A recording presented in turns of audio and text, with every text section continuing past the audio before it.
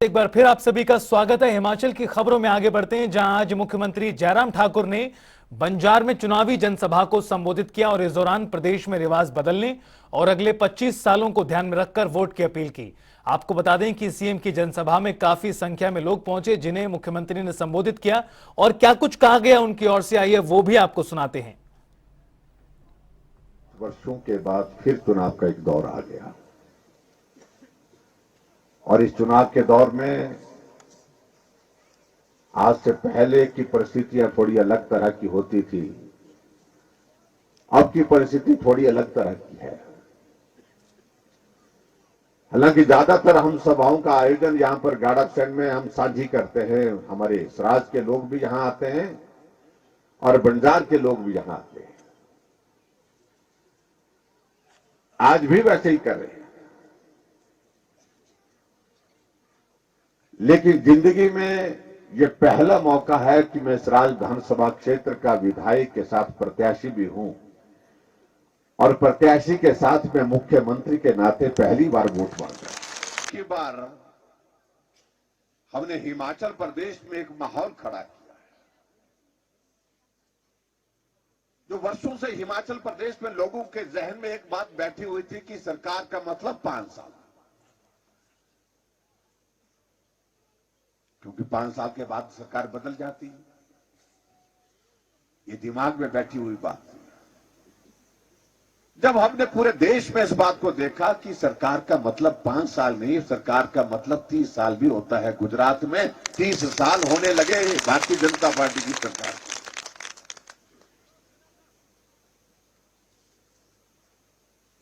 क्या हम हिमाचल प्रदेश में ऐसा नहीं कर सकते? जब आप सराज विधानसभा क्षेत्र में मुझे लगातार 25 सालों से हिमाचल की विधानसभा के अंदर भेज सकते हैं, तो मैं इस बात को कह सकता हूं, हम हिमाचल प्रदेश में भी आने वाले समय में 25 सालों के लिए भारतीय जनता पार्टी की सरकार को भी बनाएंगे। अब वोट मांग रहे हैं तो किस बात के लिए वोट मांग रहे हैं? देश में तो वोट मांगने के लायक रहे नहीं, क्योंकि देश में ये स्थिति कांग्रेस की बन गई कि इनके पार्टी के राष्ट्रीय नेता राहुल गांधी जी को चुनाव के दिनों में यात्रा पर इन्होंने भेज दिया कि आप यात्रा करो, मेहरबानी करो, इसे बीच तरफ मत आना। हमने कांग्रेस के नेताओं को बोला कि बहुत बुरा करते हैं अपने नेताओं के साथ भाई। बोलते ऐसा यार क्या करें, बोलते ही राहुल जी आ जाते हैं, मालूम नहीं क्या बोल के जाते हैं, बोलते मालूम नहीं पड़ता है। जब तक उनका भाषण खत्म नहीं होता बोलता हमारे तो दिल धड़कता रहता है, पता नहीं क्या बोल देना। अभी दिल्ली में रैली थी, कि इनकी महंगाई पर एक रैली थी। राहुल गांधी जी भाषण देने के लिए खड़े हुए और भाषण देने लगे, महंगाई इतनी बढ़ गई, आटा 40 रुपए लीटर हो गया बोलते हैं। बेचारे कांग्रेसी सिर पकड़ करके बैठे बेचारे। देश के प्रधानमंत्री बनने की सोच रहे हैं। आटा किलो के हिसाब से मिलता है कि लीटर के हिसाब से मिलता है, ये भी मालूम नहीं। विधानसभा चुनाव को लेकर प्रचार जोरों पर है। वहीं बीजेपी चुनाव में अपना पूरा दम दिखा रही है। हिमाचल के पूर्व मुख्यमंत्री प्रेम कुमार धूमल हमीरपुर पहुंचे, जहां उन्होंने अपने प्रत्याशी के समर्थन में प्रचार किया और मौके पर जनता को संबोधित करते हुए उन्होंने कांग्रेस पर भी कटाक्ष किया। प्रेम कुमार धूमल ने कहा कि प्रदेश में बीजेपी सरकार रिपीट होगी। लीडर अपने कार्यकर्ताओं को फोन करता है, उसमें कोड ऑफ कंडक्ट क्या लगा है, किस कोड में लिखा है? चलो कांग्रेस को पता ही नहीं कोड ऑफ कंडक्ट क्या होता है। कौन सा कानून है जो प्रोहिबिट करता है कि लीडर अपने कार्यकर्ताओं को फोन नहीं कर सकता? प्रधानमंत्री भी पार्टी के नेता हैं, पार्टी का हर नेता प्रयास कर रहा है कि कम से कम राइवल्स हों, और उसमें कुछ विड्रॉ कर गए हैं। कांग्रेस केवल बोलती है, करती नहीं। हम बोलते नहीं, करते हैं, उसके बाद बताते हैं। हमने कहा था कि मुफ्त सिलेंडर देंगे, लेकिन दिए।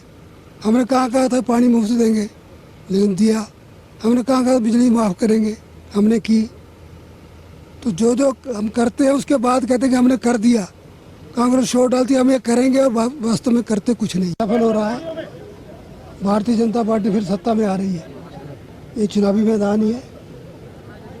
हर कार्यकर्ता चुनाव लड़ता नहीं है, लड़ाता भी है। 10 चुनाव लड़ लिए।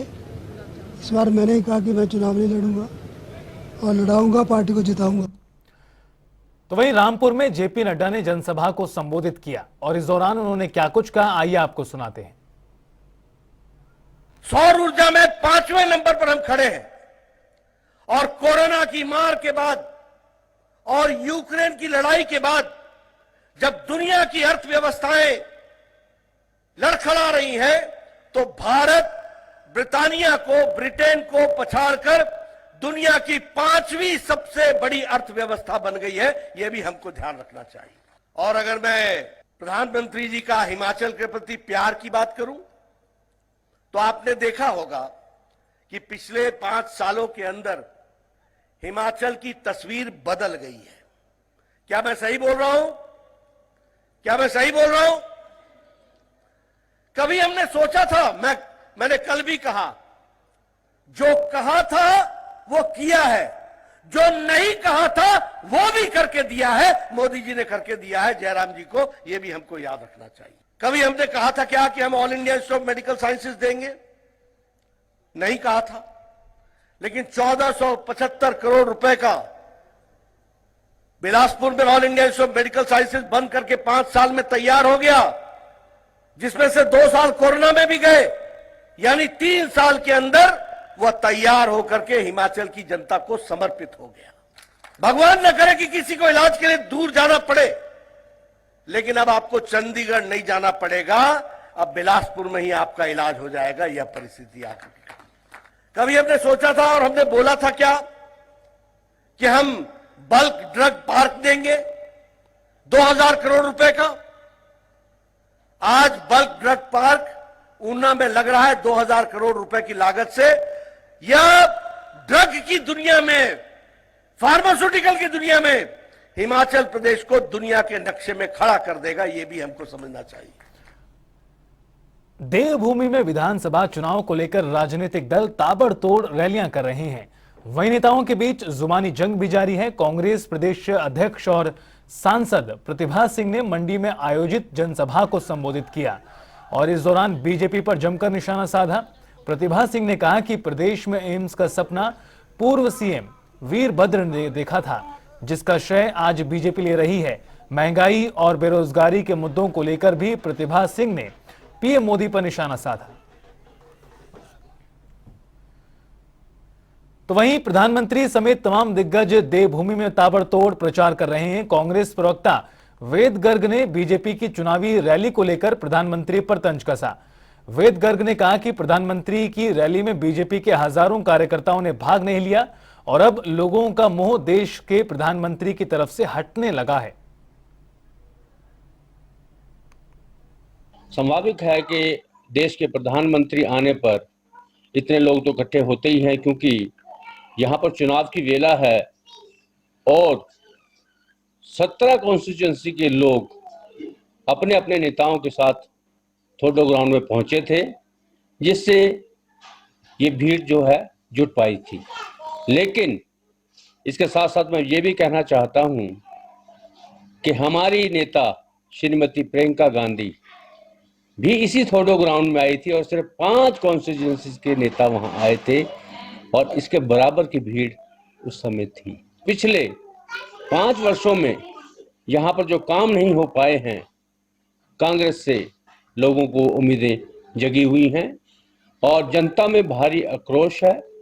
तो इसलिए भीड़ जो है प्रधानमंत्री को सुनने के लिए भी आती है, खाली ये नहीं कि ये वोटर ही थे। हिमाचल में चुनावी तैयारियां जोरों पर चल रही हैं। कांग्रेस और बीजेपी प्रदेश में अपना घोषणा पत्र भी जारी कर चुकी हैं।